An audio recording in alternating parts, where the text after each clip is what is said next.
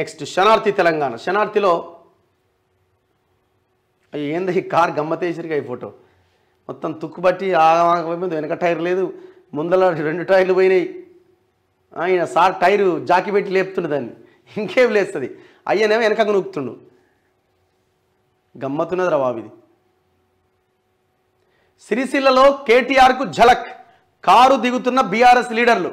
ఆయనేమో ఇక్కడ దంచుతున్నాడు, సలీం ఫేక్ అని ఫేక్తా ఉన్నాడు. ఇక్కడ ఓ అట్లా ఇట్లా మేము ఊకోము, మీ ప్రభుత్వాన్ని పడగొడతాం, 6 నెలల్లో అయిపోతుంది, తొందరలోనే మా అయ్య వస్తాడు, ముఖ్యమంత్రి అవుతాడు, కమాండర్ దిగుతున్నాడు, పులి వస్తున్నది, ఇట్లా ఫేక్తా ఉన్నాడు. ఇక్కడ ఆడ జారుకుంటా ఉన్నారు లీడర్లు.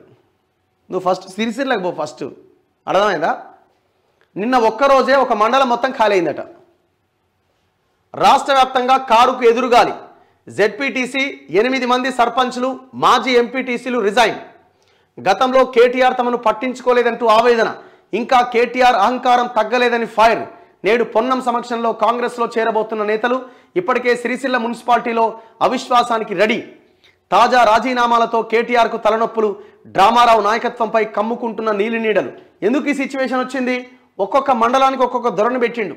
ధోరణి పెట్టి మీరు ఇసుకను దోసుకోండి, దళితులని బండబూతులు తిట్టండి. ఇప్పుడు ఆడున్న జిల్లా అధ్యక్షుడే పెద్ద దొంగ, అమ్మానా బూతులు తిట్టిన అక్కడ ఉన్న దళితులను ఉద్దేశించి ఎన్నో వీడియోలు చేసినాం మనం. తెలంగాణ వ్యాప్తంగా కారుకు ఎదురుగాలి వీస్తోంది.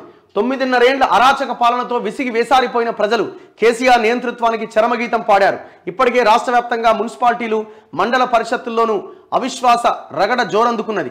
దీనికి తోడు బీఆర్ఎస్ ఎమ్మెల్యేలు వరుసగా సీఎం రేవంత్ రెడ్డితో భేటీ కావడం, మల్లారెడ్డి వంటి ఎమ్మెల్యేలు బహిరంగంగానే పార్టీ మారుతున్నామనే సంకేతాలు వినిపిస్తుండడం, ఎంపీ ఎన్నికల్లో సీట్ల కోసం పలు జిల్లాల్లో ముసలం పుట్టడం తదితర కారణాలన్నీ గులాబీ పార్టీ పెద్దలకు నిద్ర లేకుండా చేస్తోంది. ఇకపోతే కేసీఆర్ కాక సంగతి ఎలా ఉన్నా డ్రామారావుకు మాత్రం సొంత పార్టీ లీడర్లు హస్తం గూటికి చేరుతూ ముచ్చమటలు పట్టిస్తున్నారు. మీకు గులాంగిరి చేయడం కంటే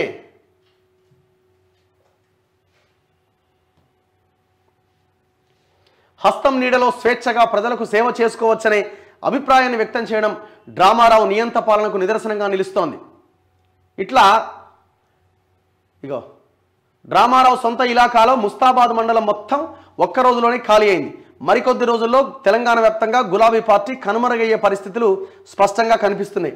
ఇప్పటికే సిరిసిల్ల మున్సిపాలిటీలో అవిశ్వాసానికి రెడీ అయిన కౌన్సిలర్లతో ఇబ్బందులు పడుతున్న మాజీ మంత్రి, సిరిసిల్ల ఎమ్మెల్యే కేటీఆర్కు సొంత ఇలాకాలోని బీఆర్ఎస్ నేతలు షాక్ ఇచ్చి ఆ పార్టీని వీడారు.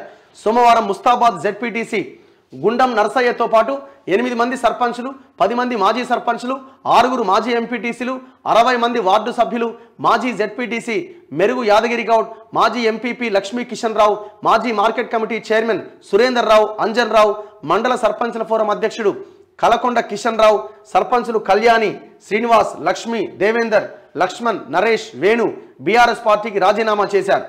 దేనికి చేసిరా అంటే మామూనికి ఇంకా అహంకారం తగ్గలేదు, ఫకర్ ఇంకా పెరిగిపోతా ఉన్నది, ఏం మాట్లాడుతున్నా అర్థమైతలేదు, పార్టీని మొత్తం ఆగం చేసిండు, ఉన్నదాన్ని కూడా బొంద పెట్టడానికి రెడీ అయ్యిందని వాళ్ళు రిజైన్ చేసిరట. ఇది సార్ పరిస్థితి.